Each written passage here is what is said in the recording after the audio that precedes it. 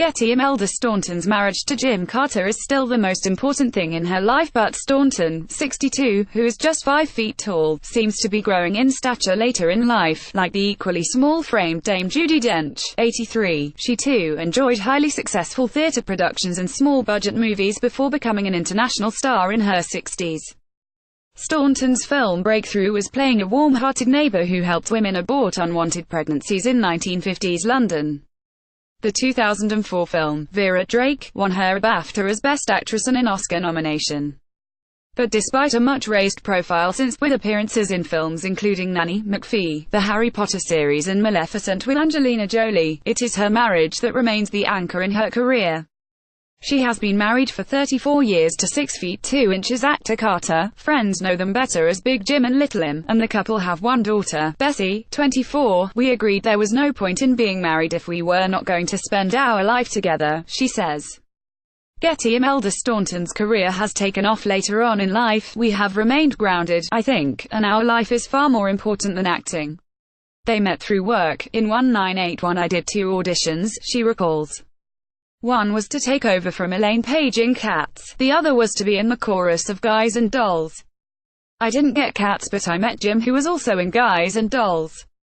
On reflection, I got the better job. While making each other laugh is one of the key factors behind the long and happy union, they also share a similar approach to work. Whatever and whoever I am playing, whether it is in films or on stage, I like to leave the character behind each night. Staunton says, "I come home and talk about everything but the part." Jim does the same. And that includes her latest role in new film Finding Your Feet, a romantic comedy aimed at older audiences. The movie's message is that it is never too late to start again. Staunton plays Sandra Abbott, whose husband of 40 years, John Sessions, has been having an affair with her best friend, played by Josie Lawrence. The discovery is shattering. She leaves her luxurious home in Surrey, where she has sacrificed her own ambition to look after and promote her husband's career, to live with an estranged sister, Celia Imrie, who is renting a small flat on a London council estate. After the humiliation comes the restoration. She joins a dance class and meets her sister's friends, one played by Joanna Lumley, who cheery informs her she has just dumped her 5th husband. Another, played by Timothy Spall, offers the chance of a new life. Like the Best Marigold Hotel before it, the film looks set to tap into the Grey Pound market.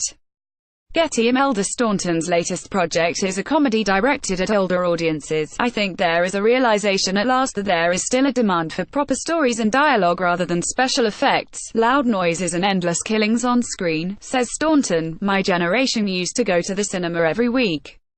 We are now returning, and there is an appetite for grown-up movies. I can't remember a moment in recent times when there has been a wider choice. There are always going to be scripts that will not suit, and they are in the majority. So when a good one comes along you grab it," and that is exactly what she did with Vera Drake.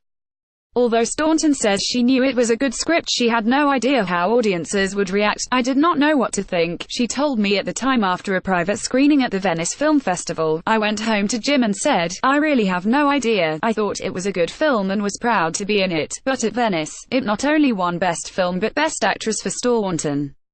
Helen Mirren was on the jury and she loved it," she recalled. "We had seen her earlier walking towards myself and Phil Davis, who played my husband. She was crying and I thought something must have happened in her own life. But she had just seen our film and was in an emotional state." Staunton missed out on the Best Actress Oscar in 2005 to $1 Million Baby's Hilary Swank, but admits that she never expected to win, because it happened to me later in life. I knew I had my career and it would not change my life, so I could absolutely enjoy the whole thing without thinking, this is going to make me, she says.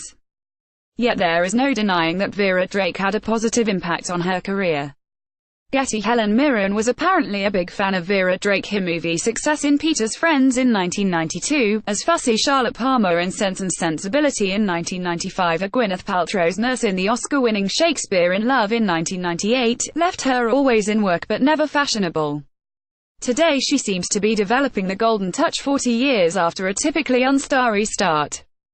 Staunton was brought up, the only child of road worker Joseph and his hairdresser wife Bridie, above her mum's shop in Archway, London. The 1960s did not start, miraculously, with the beginning of the new decade, she says.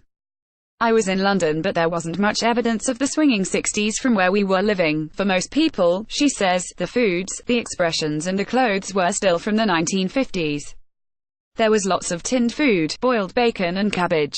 And the streets, the colour, the cold in the house and running down to the only fire in the kitchen. All this went on for most of us. Acting was not so much an escape but an interest. I did school plays and had a wonderful drama teacher called Jacqueline Stoker who insisted that I audition for drama school. She says, she prepared me and I auditioned for 3. I did not get into 2 of them but was accepted by RADA. I started at 18, left at 20 and then for 6 years did repertory theatre. My first job was the Mistress of the Inn, a restoration comedy at the Swan Theatre, Worcester. I then joined reps in Nottingham, York, and Exeter. I would play the maid one week and Joan of Arc the next. It was a great apprenticeship, and versatility is still very much at the heart of what she does. I am a character actress and have never had to rely on my looks. That has paid off the older I get. Asked what the secret to her longevity is, she says, my only aim was to stay in work and learn as much as I could. I was not reaching for the stars. I just wanted to keep myself financially afloat by acting. That was the extent of my ambition, really.